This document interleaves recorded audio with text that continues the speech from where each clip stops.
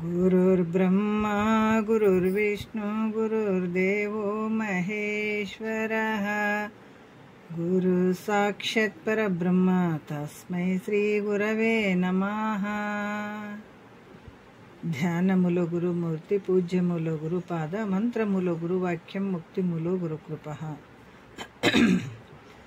ಶ್ರೋತ್ರಿಯ ಬ್ರಹ್ಮನಿಷ್ಠ ಸದ್ಗುರು ಬಸವಾನಂದರ ಪಾದಕಮಲಗಳಿಗೂ ಅವರ ಪ್ರತಿರೂಪದಂಥ ನಿಜಗುಣಪ್ಪನವರ ಪಾದಕಮಲಗಳಿಗೂ ನನ್ನ ದೀರ್ಘದಂಡ ಪ್ರಣಾಮಗಳನ್ನು ಸಲ್ಲಿಸುತ್ತಾ, ಸದ್ಗುರು ಮಾರ್ತಂಡ ಸಾಬಾಯಿ ಸದ್ಗುರುಗಳ ಪಾದಕಮಲಗಳಿಗೂ ಹಾಗೂ ರಾಯಪ್ಪ ಸದ್ಗುರುಗಳ ಪಾದಕಮಲಗಳಿಗೂ ನನ್ನ ದೀರ್ಘದಂಡ ಪ್ರಣಾಮಗಳನ್ನು ಸಲ್ಲಿಸುತ್ತಾ, ಗುರು ಸ್ವರೂಪರಾದಂಥ ನನ್ನ ಪತಿದೇವರಿಗೂ ಕೂಡ ನನ್ನ ದೀರ್ಘದಂಡ ಪ್ರಣಾಮಗಳನ್ನು ಸಲ್ಲಿಸುತ್ತಾ, ಮನದಲ್ಲಿ ಸ್ಮರಿಸಿಕೊಳ್ಳುತ್ತಾ, ತಮ್ಮೆಲ್ಲರಿಗೂ ವಂದಿಸುತ್ತಾ, ಪರಮಾರ್ಥ ಗೀತೆ ಭಾಳಷ್ಟು ವಿಚಾರಗಳನ್ನು ಒಳಗೊಂಡಿರುವಂಥದ್ದು. ಇಲ್ಲಿ 10ನೇ ಗತಿ ನಡೆದದ. 10ನೇ ಗತಿ ಒಳಗೆ ನಾವು 8ನೇ ನುಡಿಯಿಂದ ನೋಡೋಣ. ಸೂತ್ರ ಏನು ಹೇಳ್ತಾರೆ? ಕುಂದಿಲ್ಲದೆ ಭೂಮಿತ್ರಯದ ಅಂದಂ ಜಾಗರಣಮೆಂದು ಪೇಳದಂ ಇಂತು ಒಲವಿಂ ಮುಂದೆ ಚತುರ್ಭೂಮಿಕೆಗಳ ನಂದು ಒದಗುವ ಅವಸ್ಥೆಯನ್ನು ಮನುಂಬಿಗೆ ಪೇಳ್ವೆ ಅಂತ ಹೇಳ್ತಾರೆ. ಯಾಕಂತಂದ್ರೆ ಈ ವಿಚಾರಗಳನ್ನು ನಾನು ಮನಸ್ಸಿಗೆ ನಂಬಿಕೆ ಆಗುವ ಹಾಗೆ ನಾ ಹೇಳ್ತೀನಿ ಮುಂದಿನ ವಿಚಾರಗಳನ್ನು ಅಂತ ಹೇಳ್ತಾ ಇದ್ದಾರೆ ಅವರು. 9ನೇ ನುಡಿಯಲ್ಲಿ ಹಿಂದೆ ಹಲವಾರು ವಿಚಾರಗಳನ್ನು ಹೇಳಿದರು. ಇಂದಿನ ವಿಚಾರದಲ್ಲಿ 3 ಭೂಮಿಕೆಗಳ ಅಭ್ಯಾಸ ದೃಢ ಆಗುವಂಥದ್ದು. ದೃಢ ಮಾಡಿಕೊಂಡಾಗ 4ನೆಯ ಭೂಮಿಕೆಗೆ ಬರಲು ಆವಾಗ ಬ್ರಹ್ಮ ಅಪರೋಕ್ಷ ಜ್ಞಾನದಿಂದ ಅಜ್ಞಾನಾದಿ ದುಃಖ ನಿವೃತ್ತಿ ಆಗ್ತದೆ. ಮತ್ತೆ ಆಗ ಸ್ವರೂಪದ ಸುಖ ಅಲ್ಲಿ ಉಂಟಾಗ್ತದೆ ಅನ್ನುವಂಥದ್ದನ್ನು ಅವರು ಹಲವಾರು ವಿಚಾರಗಳನ್ನು ನಿನ್ನೆ ಹೇಳ್ತಾ ಬಂದಿದ್ದಾರೆ. 8ನೇ ನುಡಿಯಿಂದ ನೋಡೋಣ. ಅರ್ಧ ಆಯಿತು. ಯಾಕಂದ್ರೆ ಭೂಮಿತ್ರಯದಿಂದ ಕೂಡಿದಂಥ ಪುರುಷನಿಗೆ, ಭೂಮಿತ್ರಯ ಅಂದರೆ ಸಪ್ತಭೂಮಿಕೆಗಳ ಬಗ್ಗೆ ಹೇಳಿದ್ದಾರೆ. ಮೊದಲನೇದು ಸುಖೇಚ್ಛ, ಸುವಿಚಾರ, ಆಮೇಲೆ ಅಸಂಗ, ಈ 4ನೇದು ವಾಸನಕ್ಷಯ ಬಗ್ಗೆ ಹೇಳ್ತಾ ಇದ್ದಾರೆ. ಇಂದ್ರಿಯ ಮನೋ ಸಂಬಂಧವಾದ ಜಗತ್ತೆಲ್ಲವೂ ಮಿಥ್ಯೆಯಾಗಿ ಕಾಣುವುದರಿಂದ ಯಾವಾಗ ಭೂಮಿತ್ರಯದಿಂದ ಯುಕ್ತನಾದ ಪುರುಷನಿಗೆ, ಈ 3 ಭೂಮಿಕೆಗಳಿಂದ ಕೂಡಿದಂತಹ ಈ ಪುರುಷನಿಗೆ ಇಂದ್ರಿಯ ಮನೋ ಸಂಬಂಧವಾದಂಥ ಈ ಜಗತ್ತೆಲ್ಲವೂ ಮಿಥ್ಯೆಯಾಗಿ ಕಾಣೋದಕ್ಕೆ ಶುರುವಾಗ್ತದೆ. ಇದರಿಂದ ಏನಾಗ್ತದೆ? ಎಲ್ಲ ವಾಸನೆಗಳು ನಾಶವಾಗ್ತದೆ. ಇದಕ್ಕೆ ವಾಸನಕ್ಷಯ ಅಂತ ಹೇಳ್ತಾರೆ. ಯಾಕಂದ್ರೆ ಇಂದ್ರಿಯಗಳು, ಮನಸ್ಸು, ಬುದ್ಧಿ, ಚಿತ್ತು, ಅಹಂಕಾರ ಇವೆಲ್ಲ ಮಿಥ್ಯೆಯಾಗಿ ತೋರುವಂಥದ್ದು ಯಾವುದರಿಂದ ಅಂದರೆ ಈ ಭೂಮಿತ್ರಯದಿಂದ. 8ನೇ ನುಡಿಯಲ್ಲಿ ಹೇಳ್ತಾರೆ, ಬಳಿಕ ಭೂಮಿತ್ರಯಮಂ ಬಲಿದು ತಿಳಿವಿನ ಸುಖದನುಭವದೊಳು ನಲಿದು ಎಲ್ಲ ಇಂದ್ರಿಯದೊಲವಂ ಜರಿದು ಎಲ್ಲ ವಿಷಯದ ಮತಿಯಂ ಮರೆದು ಜಗದ ವಾಸಂ ತೋರುತ್ತಿಹುದು ನೆಗಳಿದ ವಾಸನೆ ಲಯಿಸುತ್ತಿಹುದು ಅದರಿಂದ ಅದನ್ನು ವಿಲಾಯಿನಿ ಎಂದು ಚದುರರ್ಪೇಳುವರ ದಶ ಬಂದು ನೆಲೆಸಲು ಯೋಗಿಯ ಮತಿ ದೃಢಮಾಗಿ ಚಲಿಸದೆ ತೋರ್ಪುದು ಸುಖಮಯವಾಗಿ ಅದು ತದ್ಯಾನಿಗೆ ತಿಳಿ ಕನಸಕ್ಕೂ ಅದು 4ನೆಯ ಭೂಮಿಕೆಯಕ್ಕೂ ಅಂತ ಇಲ್ಲಿ ಹಲವಾರು ವಿಚಾರಗಳನ್ನು ಅವರು ಹೇಳ್ತಾ ಇದ್ದಾರೆ. ಏನು ಹೇಳ್ತಾ ಇದ್ದಾರ ಅಂದ್ರೆ, ಈ 3 ಭೂಮಿಕೆಗಳ ಅಭ್ಯಾಸವು ದೃಢ ಆಯಿತು ಅಂದಾಗ 4ನೆಯ ಭೂಮಿಕೆಗೆ ಬಂದಾಗ ಅಲ್ಲಿ ಬ್ರಹ್ಮ ಪರೋಕ್ಷ ಜ್ಞಾನದಿಂದ ಅಜ್ಞಾನದ ದುಃಖ ನಿವೃತ್ತಿ ಆಗ್ತದೆ. ಯಾವಾಗ ಈ ಅಜ್ಞಾನ ಅನ್ನುವಂಥ ಕತ್ತಲೆ ಕಳಿಬೇಕಾದ್ರೆ ಜ್ಞಾನ ಅನ್ನುವಂಥ ಸೂರ್ಯನೇ ಹುಟ್ಟಬೇಕಾಗ್ತದೆ. ಆ ಸೂರ್ಯ ಹುಟ್ಟಿದಾಗ ಸೂರ್ಯ ಎಲ್ಲಿಂದ ಯಾವ ರೀತಿಯಾಗಿ ಅಂತಂದಾಗ ಈ ಜ್ಞಾನ ಅನ್ನುವಂಥ ಸೂರ್ಯ ಹುಟ್ಟಬೇಕಾದ್ರೆ ಸದ್ಗುರುನೇ ಬಹಳ ಮುಖ್ಯ ಆಗ್ತದೆ. ಅದಕ್ಕೆ ಹೇಳ್ತಾರಲ್ಲ ಮಹಾತ್ಮರು, ಇದನ್ನು ತಿಳ್ಕೊಂಡು ಏನು ಹೇಳಿದರು? ಮಗ ಹುಟ್ಟೆನವ ಏನೋಗೊಬ್ಬ ಮಗ ಹುಟ್ಟೆನವ, ಮಗ ಹುಟ್ಟಿಯನ್ನ ಮಾಯವ ನಳಿಸಿ ಜಗ ಬಿಡಿಸಿಯನ್ನ ಜನ್ಮವ ಕೆಡಿಸಿದ ಮಗ ಹುಟ್ಟೆನವ, ಏನಾಗೊಬ್ಬ ಮಗ ಹುಟ್ಟೆನವ. ನಮ್ಮ ಮಕ್ಕಳು ಹಿಡ್ದಾಗ ಮೋಕ್ಷ ರೀ ಅಂತ ಹೇಳ್ತಾರೆ ಮಹಾತ್ಮರು. ಅದನ್ನು ಒಪ್ಪಂಗಿಲ್ಲ. ಇಂಥ ಮಕ್ಕಳು ನೋಡ್ರಿ, ಒಡೆದು ನೋಡ್ತಾವ, ಬಿಡ್ದು ನೋಡ್ತಾವ, ಕಷ್ಟ ಕೊಟ್ಟು ನೋಡ್ತಾವ, ಬೈದು ನೋಡ್ತಾವ. ನಿನ್ನ ಪ್ರಾರಬ್ಧಕ್ಕೆ ಅನುಸಾರವಾಗಿ ಆ ಮಕ್ಕಳು ಹುಟ್ಟಿ ಬಂದು ನೀನೇನೋ ಒಂದು ಪುಣ್ಯದ ಫಲ ಇತ್ತಂದ್ರೆ ಚಂದ ನೋಡ್ತಾರೆ, ಪಾಪದ ಫಲ ಇತ್ತಂದ್ರೆ ನಿನಗೆ ಬಡ್ದಾಕ್ತಾರೆ, ಕಸ್ಕೊಂಡು ಹೊರಗೆ ಹಾಕ್ತಾರೆ, ನಾನಾ ರೀತಿಯಿಂದ ನೋಡ್ಕೋತಾರೆ ಈ ಮಕ್ಕಳು. ಇಂಥ ಮಕ್ಕಳಿಂದ ಮೋಕ್ಷ ಆಗ್ತಂದಾರನವ್ರು. ಮಗ ಅಂದರೆ ಎಂಥದ್ದು ಹೇಳಿದಾರ, ಜ್ಞಾನ ಅನ್ನುವಂಥ ಮಗ ನೋಡ್ರಿ. ಅದಕ್ಕೆ ಜಗ ಬಿಡಿಸಿಯನ್ನ ಜನ್ಮವ ಕೆಡಿಸಿದ ಮಗ ಹುಟ್ಟಿಯನ್ನ ಮಾಯವನ್ನಳಿಸಿ ಜಗ ಬಿಡಿಸಿಯನ್ನ ಜನ್ಮವ ಕೆಡಿಸಿದ ಅಂತಹ ಮಗನ ಅಡಿಬೇಕಾಗ್ತದ ಅಂತ ಹೇಳ್ತಾರೆ ಮಹಾತ್ಮರು. ಅದಕ್ಕೆ ಅಂಥ ಮಗ ಹುಟ್ಟಿದಾಗ ಮುಕ್ತಿ ಆಗ್ತದೆ. ಮುಕ್ತಿ ಅಂದರೆ ಅದೊಂದು ವಸ್ತುವಲ್ಲ, ಆನಂದ ಆಗುವಂಥದ್ದು, ಸದಾಕಾಲ ಆಗುವಂಥದ್ದು. ಇಂಥ ಆನಂದ ಸತ್ತ ಮೇಲಲ್ಲ. ಇದು ಯಾಕೆ ನಾವು ಬಡ್ದಾಡ್ಬೇಕಂತಂದ್ರೆ ಈ ಶರೀರ ಇದ್ದಾಗ ಇದನ್ನು ಪಡ್ಕೊಳಕ್ಕೆ ಸಾಧ್ಯ ಅದ, ಇದ್ದಾಗ ಈ ಆನಂದವನ್ನು ಅನುಭವಿಸ್ಲಿಕ್ಕೆ ಸಾಧ್ಯ ಅದ. ಸತ್ತ ಮೇಲೆ ಅನುಭವಿಸೋದು ಅಲ್ಲಿದೆ. ಶರೀರ ಇದ್ದಾಗ ನೀ ಎಷ್ಟು ತೀವ್ರ ಥರದಿಂದ ಗುರು ಮುಖಾಂತರ ಕೇಳ್ತಿದ್ದಿ, ನಿನಗೆ ಆನಂದ ನಿದ್ದಿನೇ ಎತ್ತಿ ಬಿಡ್ತದೆ. ಸುಜ್ಞಾನದ ನಿದ್ದೆ ಹೇಳ್ತಾರಲ್ಲ, ಇದು ಆನಂದದ ನಿದ್ದೆ ಯಾರನ್ನ ಕಷ್ಟ ಅಂತಾರೆ ಏನಂದ್ರೆ ಆನಂದ ಅಂತಾರೆ. ಎಲ್ರಿ ಮಲಗಿದ್ರೆ ಒಂದು ಸ್ವಲ್ಪ ರೆಸ್ಟ್ ಆಗ್ತದ್ರಿ ಅಂತೀವಿ ಅಲ್ಲ, ಅಲ್ಲಿ ನಿದ್ದೆ ಅನ್ನುವಂಥದ್ದು ಆನಂದದ್ದು. ಅದಕ್ಕೆ ಇದು ಬ್ರಹ್ಮಾನಂದ ಅದ. ಇದು ಬ್ರಹ್ಮಾನಂದ ಅಂದ್ರೆ ದೊಡ್ಡ ಆನಂದ. ಇದು ಈ ಆನಂದ ಆಗ್ಬೇಕಾದ್ರೆ ಇದೇ ಶರೀರದಲ್ಲಿ ಆಗ್ತದೆ. ಮತ್ತು ಇದನ್ನು ಕಳ್ಕೊಂಡು ನಂತರ ಬೇರೆ ಜನ್ಮದಲ್ಲಿ ಅದಾವೇನ್ರಿ ಅಂತ ಇದು ಪಡ್ಕೊಳಕ್ಕೆ ಹಂಗಿಂಗಂತ ಅಲ್ಲ. ಅದಕ್ಕೆ ಸದುಪಯೋಗ ಮಾಡ್ಕೊಳ್ಬೇಕು. ಇದನ್ನು ನಾವೇನು ಶರೀರವನ್ನು ಸದುಪಯೋಗ ಮಾಡ್ಕೊಳ್ಬೇಕಾಯ್ತು. ಇದು ದುರುಪಯೋಗ ಮಾಡ್ಕೊಳಕತ್ತೀವಿ.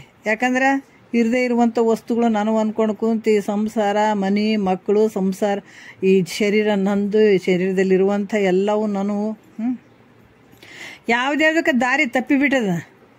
ಅದಕ್ಕೆ ದಾರಿ ತಪ್ಪ್ಯದ. ಮತ್ತಿನ್ನು ದಾರಿ ಸಿಗಬೇಕಾದ್ರೆ ಭಾಳ ಕಷ್ಟ ಅದು ಹುಡ್ಕೋಬೇಕಾದ್ರೆ ಮತ್ತು ಪುಣ್ಯ ಬೇಕು. ಮತ್ತು ಚಲೋ ದಾರಿ ಸಿಗಬೇಕಂದ್ರೆ ಪುಣ್ಯನೇ ಬೇಕು. ಈಗ ದಾರಿ ತಪ್ಪಿಬಿಟ್ಟು ಅಲ್ಲಿ ನಮ್ಗೆ ಆನಂದ ಆಗಲಿ ಅಂದರೆ ಸಿಗ್ತದೇನಂದ್ರೆ ಅದಕ್ಕೂ ಪುಣ್ಯ ಬೇಕಾಗ್ತದೆ.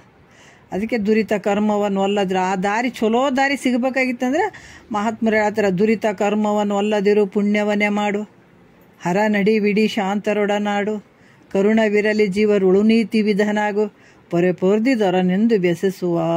ನೋಡ್ರಿ ಹೆಂಗೆ ಹೇಳ್ತಾರ. ನಿನಗೆ ಒಳ್ಳೆ ದಾರಿ ಸಿಗಬೇಕಾಗಿತ್ತು, ಆನಂದದ ಮಾರ್ಗ ಸಿಗಬೇಕಾಗಿತ್ತು ಅಂತಂದಾಗ ಪಾಪದ ಕೆಲಸಗಳನ್ನು ಮಾಡೋಕೆ ಹೋಗಬೇಡ. ಪಾಪದ ಕೆಲಸದಿಂದ ನಿನಗೆ ಆನಂದದ ಮಾರ್ಗ ಬಂದಾಗಿಬಿಡ್ತದ. ಯಾಕೆ ಹೇಳ್ತಾರೆ, ಇಲ್ರಿ ಗುರುಗಳಿಗೆ ಏನು ಬುದ್ಧಿಗಿದ್ದೆ ಐತೇನ್ರಿ, ಮನೆ ಪನಿ ಬಿಟ್ಟು ಬಂದಾರಿ, ನಮಗೆಲ್ಲ ದಾನ ಧರ್ಮ ಮಾಡಂತಾರ, ರೊಕ್ಕ ರೂಪಾಯಿ ಕೊಡ ಅಂತಾರ, ಇಂಥವೆಲ್ಲ ಮಾಡ್ರಿ, ಹಂಗೆ ಮಾಡ್ರಿ ಅಂತ ಏನು ಹೇಳ್ಕೊತ ಕುಂತು ಬಿಡ್ತಾರ ಅಂತ ಭಾಳಷ್ಟು ಜನ ಹೇಳ್ಕೋತಾರೆ. ಆದರೆ ಗುರುವಿನಲ್ಲಿ ಕರುಣೆ ಅದ, ಬಹಳ ಕರುಣೆ ಅದಲ್ಲ. ಕರುಣೆಯಿಂದ ಉದ್ಧಾರ ಆಗಲಿ ಅನ್ನುವಂಥ ಭಾವದಲ್ಲಿ ಹೇಳ್ತಾರೆ ಅವರು. ಅದಕ್ಕೆ ಪಾಪದ ಕೆಲಸ ಮಾಡೋದ್ರಿಂದ ಅದಕ್ಕೆ ಎಂಥ ಅದ. ಅದಕ್ಕೆ ನಿಂದೆ ದುರಿತದೊಳು ಅಧಿಕವಾಗುದಂದ್ರೆ ನಿಂದೆ ಅಂತ ಹೇಳಿದಾರೆ. ಅದು ಏನಾಗ್ತದ, ನಿನ್ನ ಆನಂದದ ಮಾರ್ಗವನ್ನು ಏನಾಗ್ತದ ಮುಚ್ಚಿಬಿಡ್ತದ. ಅದು ಮತ್ತೆ ನಿನಗೆ ದಾರಿ ತೋರ್ಲಾರ್ದಂಗೆ ಮಾಡ್ತದೆ. ದುಃಖದ ಕಡೆ ಅತ್ಯಂತ ದುಃಖ, ಆ ದುಃಖದ ಕಡೆ ಹೇಳ್ಕೊಂಡು ಹೋಗ್ಬಿಡ್ತದ ಪಾಪದ ಫಲ ನಿನಗೆ. ಅದಕ್ಕೆ ಪಾಪದ ಕೆಲಸಗಳನ್ನು ಸಾಧ್ಯ ಆದಷ್ಟು ಮಾಡೋಕೆ ಹೋಗಬೇಡ. ದುರಿತ ಕರ್ಮವನ್ನು ಒಲ್ಲದಿರು ಪುಣ್ಯವನ್ನೇ ಮಾಡು. ಪುಣ್ಯ ನಿಷ್ಕಾಮ ಪುಣ್ಯ. ಆ ಪುಣ್ಯ ಏನಾಗ್ತದೆ ಅಂದ್ರೆ, ನೀ ಕಾಮ್ಯ ಭಾವನೆಯಿಂದ ಮಾಡಿದಾಗ ಭೋಗದ ವಸ್ತುಗಳು ಸಿಗ್ತಾವ. ನಿಷ್ಕಾಮ ಪುಣ್ಯ ಮಾಡಿದ್ರಿಂದ ಇದು ಮಾರ್ಗ ಸಿಗ್ತದೆ ನಿನಗೆ. ಅದ್ರ ಫಲ ಈ ಮಾರ್ಗ ಸಿಗುವಂಥದ್ದು. ಈ ಮಾರ್ಗ ಸಿಗಲಿಲ್ಲ ಅಂತಂದ್ರೆ ನಿನಗೆ ದುಃಖಕ್ಕೆ ತೊಗೊಂಡು ಹೋಗ್ತದೆ ಅದು. ಇದಕ್ಕೆ ಮತ್ತು ನಾವು ವಿಚಾರ ಮಾಡ್ಬೇಕು, ಇಲ್ರಿ ಓದಿದವರಿಗೆ ಅರ್ಥ ಆಗ್ತದೇನೋ, ಬರೆದವ್ರಿಗೆ ಈ ತತ್ವ ಏನು ಅಂತ ಪರಿಶುದ್ಧವಾಗಿ ಹಿಂದಿನ ನಿಷ್ಕಾಮದ ಪುಣ್ಯದ ಫಲ ಇದ್ದಾಗ ಆನಂದ. ನೀವು ಓದಿದ್ದು ಬರೆದಿದ್ದಕ್ಕೆ ಇದಕ್ಕೇನು ಸಂಬಂಧ ಇಲ್ಲ, ಯಾವ ಸರ್ಟಿಫಿಕೇಟ್ ಸಂಬಂಧ ಇಲ್ಲ ಇದಕ್ಕೆ. ಈಗ ಯಾವಾಗ ನಾವು ಶ್ರದ್ಧೆ, ಭಕ್ತಿ, ನಂಬಿಕೆಯಿಂದ ಗುರುವಾಕ್ಯವನ್ನು ಶ್ರದ್ಧೆಯಿಂದ ಕೇಳಿದಾಗ ಧನ್ಯನೇ ಆಗಿಬಿಡ್ತೇವೆ. ಆ ಶ್ರದ್ಧೆ ಬರೋದೇ ಭಾಳ ಕಷ್ಟ ಐತೆ. ಗುರುವಿನ ಮೇಲೆ ಶ್ರದ್ಧೆ ಬರೋದು ಭಾಳ ಕಷ್ಟ ಐತೆ. ಬಂತು ಅಂದ್ರೆ ನೀ ಪಾವನ ಆಗ್ತಿ. ಎಂಥ ಗುರುವಿನ ಮೇಲೆ? ಶ್ರೋತ್ರಿಯ ಬ್ರಹ್ಮನಿಷ್ಠ ಸದ್ಗುರುವಿನ ಮೇಲೆ ಅಂಥ ಶ್ರದ್ಧೆ, ವಿಶ್ವಾಸ, ನಂಬಿಕೆ ಬರುವುದು ಪುಣ್ಯದ ಫಲ. ಅಪನಂಬಿಕೆ, ಶ್ರದ್ಧೆ ಅಶ್ರದ್ಧೆ ಬರುವಂಥದ್ದು, ನಂಬಿಕೆ ಇರಲಾರ್ದಂಗೆ ಇರುವಂಥದ್ದು ಅದು ಪಾಪದ ಫಲ. ಅದು ಯಾವಾಗ ಬಂತು ಅಂದ್ರೆ ನೀವು ಗೆದ್ದು ಬಿಡ್ತಿದ್ದಿ. ಅದಕ್ಕೆ ನಿಜಗೊಂಡ್ರೆ ಭಾಳ ಚಂದ ಹೇಳ್ತಾರೆ ಒಂದ್ರಾಗ, ಅರಸದೆ ಗುಣದೋಷವನ್ನು ಗುರುವರ ನೋಡು, ನೆರೆ ಭಕ್ತಿ ಮಾಡಲಹುದು ಮುಕ್ತಿ ಅಂತ ಹೇಳಿದಾರೆ ನೋಡ್ರಿ. ಯಾಕಂದ್ರೆ ಆ ಮನಸ್ಸು ಅನ್ನುವಂಥದ್ದು ಭಾಳ ಒಯ್ದಾಡ್ತದೆ. ಅವ್ರೇನ್ರಿ ಇವ್ರೇನ್ರಿ ಆ ಗುರು ಏನ್ರಿ ಈ ಗುರು ಏನ್ರಿ ಹಂಗೆ ಹೇಳ್ತಾರೆ ಹಿಂಗೆ ಹೇಳ್ತಾರೆ. ನೀ ಅದನ್ನು ಹುಡ್ಕೋಕೆ ಹೋಗ್ಬೇಡ. ಗುರು ಏನು ಹೇಳ್ತಾ ಇದ್ದಾನ, ತತ್ವ ವಿಚಾರವನ್ನು ಹೇಳ್ತಾ ಇದ್ದಾನ, ಅದನ್ನು ತಿಳ್ಕೊಂಡು ನೀನು ಅಂಥ ಒಂದು ಆನಂದವನ್ನು ಪಡ್ಕೊಳ್ಳಿಕ್ಕೆ ಸಾಧ್ಯ ಆಗ್ತದೆ. ಅದು ಬಿಟ್ಟು ಅದು ಹಿಂಗದನ್ರಿ ಕಥಕಂಗದನ್ರಿ ಹಿಂಗೆ ಮಾಡ್ಯಾನ್ರಿ ನೀನೇನು ಹೇಳ್ತಿ? ಆತ ಗೆದ್ದು ಬಿಟ್ಟಿದ್ದಾನ ಸದ್ಗುರುನಾಥ. ನಿನಗೆ ಅಂಥದ್ದು ಬಂತಂದ್ರೆ ನೀನು ತಕ್ಷಣ ನೀ ಎಚ್ಚರಿಕೆ ಆಗ್ಬೇಕು. ಓ ನನ್ನ ಪಾಪದ ಫಲ ಈ ಥರ ಮನಸ್ಥಿತಿ ಬರ್ತಾ ಇದೆ, ಅದನ್ನು ಬೇಡ. ಸದ್ಗುರುನಾಥ ಪರಮಾತ್ಮನ ಸ್ವರೂಪ ಭೂಮಿಗೆ ಬಂದಿದ್ದಾನ, ನನಗಾಗಿ ಹೇಳಕ್ಕೆ ಬಂದಿದ್ದಾನ. ಆತನ ವಾಕ್ಯವನ್ನು ಕೇಳಿ ನಾನು ಧನ್ಯನಾಗಬೇಕನ್ನುವಂಥ ಸದ್ಭಾವ ಇರಬೇಕು. ಯಾವತ್ತೂ ಅದನ್ನು ಬಿಡಬಾರ್ದು. ಗುರುವಿನ ಮೇಲೆ ಇಟ್ಟಂಥ ಭಾವ ಯಾವತ್ತೂ ವಿಚಲಿತ ಆಗಬಾರ್ದು. ಅದಷ್ಟು ಒಂದು ಶ್ರದ್ಧೆ, ನಂಬಿಕೆ, ವಿಶ್ವಾಸ ಇರಬೇಕು ಗುರುವಿನ ಮೇಲೆ. ಖಂಡಿತ ಅವಾಗಿದ್ದಾಗ ನಿನಗೆ ಸದ್ಗುರುವಿನ ವಾಕ್ಯ ತಿಳಿತಾವೆ. ಸದ್ಗುರುವಿನ ವಾಕ್ಯ ಯಾವಾಗ ತಿಳಿತಾವ ಅಂದ್ರೆ ಗುರು ಕೃಪೆ ಆದಾಗ ತಿಳಿತಾವ. ತಿಳಿದಾಗ ನಿನಗೇನಾಗ್ತದಂದ್ರೆ ಅವಾಗ ಈ ಮೋಕ್ಷದ ಒಂದು ಆನಂದದ ಒಂದು ಇರುವಿಕೆ ಗೊತ್ತಾಗ್ತದೆ. ಅಲ್ಲಿ ತನಕ ಗೊತ್ತಾಗಂಗಿಲ್ಲ. ಅದಕ್ಕೆ ಇಲ್ಲಿ ಕೂಡ ಏನು ಹೇಳ್ತಾ ಇದ್ದಾರ,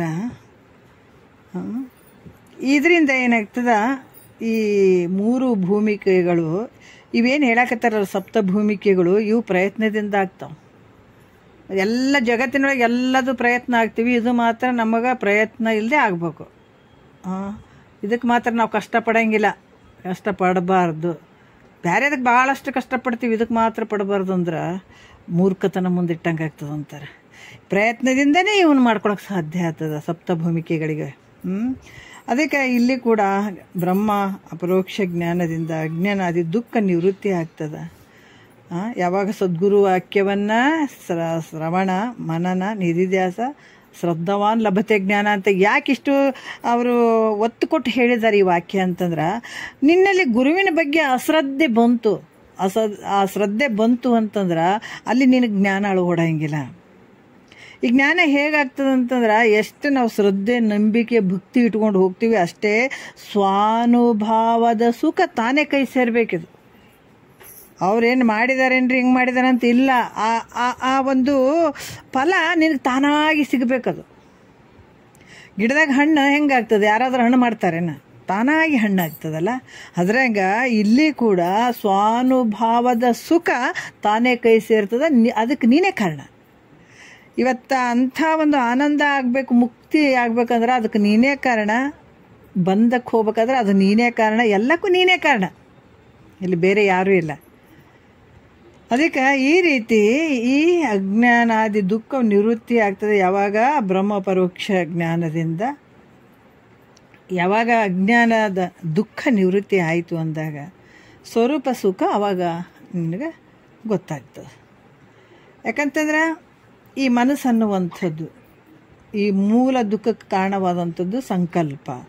ಇಂಥ ಸಂಕಲ್ಪವನ್ನು ತ್ಯಾಗ ಮಾಡಿ ನಿಸ್ಸಂಕಲ್ಪದಿಂದ ನಾವು ಇರುವಂಥದ್ದು. ಅದಕ್ಕೆ ನೆರೆ ಕೇಳು ಕೇಳಿದದನ್ನು ಅರಿದಿದ್ದು ನಮ್ಮೆ ಮರೆಯೆದುರು ಗುರು ಪೇಡದ ತೆರೆದೋಳು ವಿಷಯವನ್ನು ತೊರೆದು ನಿರ್ವಿಷಯದಳು ಕರಿಗೊಂಡು ನಿಲೆ ನೀನೇ ಸುಖಿಯಪ್ಪೆ ಅಂತ ಹೇಳಿದ್ದಾರೆ.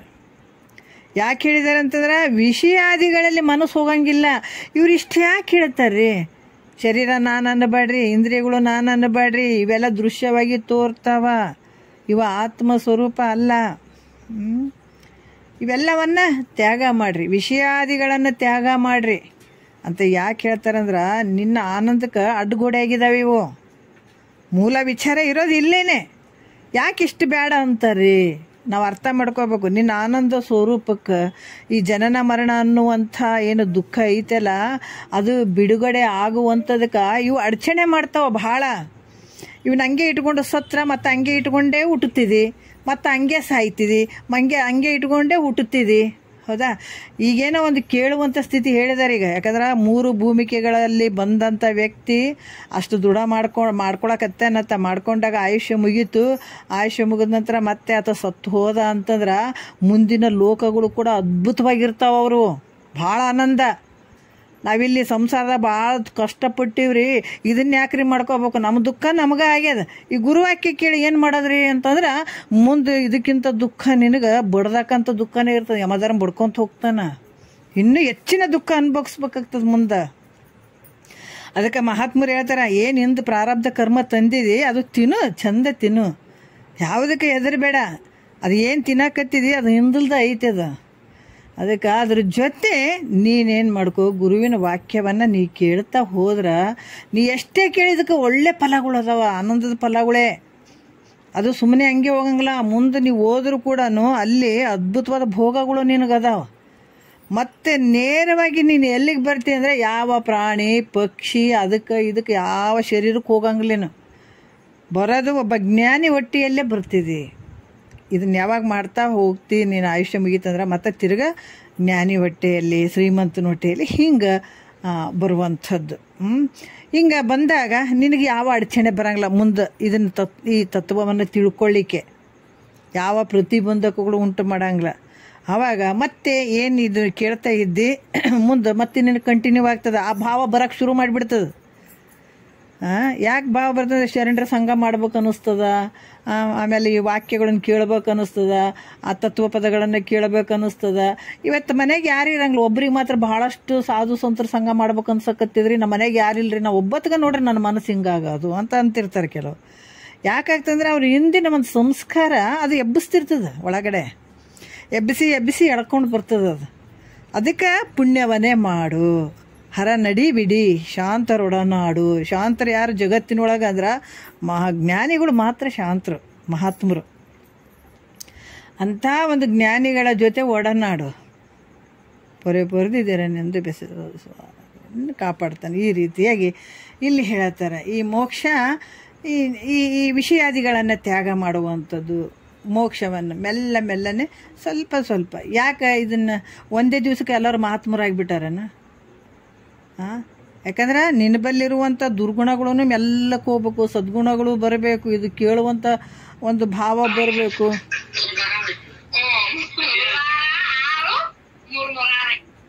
ಹಲೋ,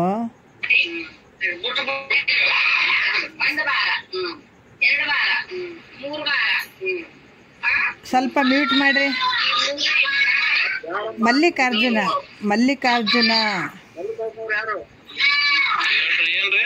ಸ್ವಲ್ಪ ಮ್ಯೂಟ್ ಮಾಡ್ರಿ.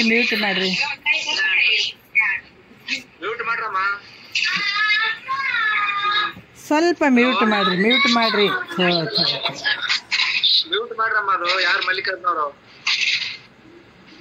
ಮಲ್ಲಿಕಾರ್ಜುನ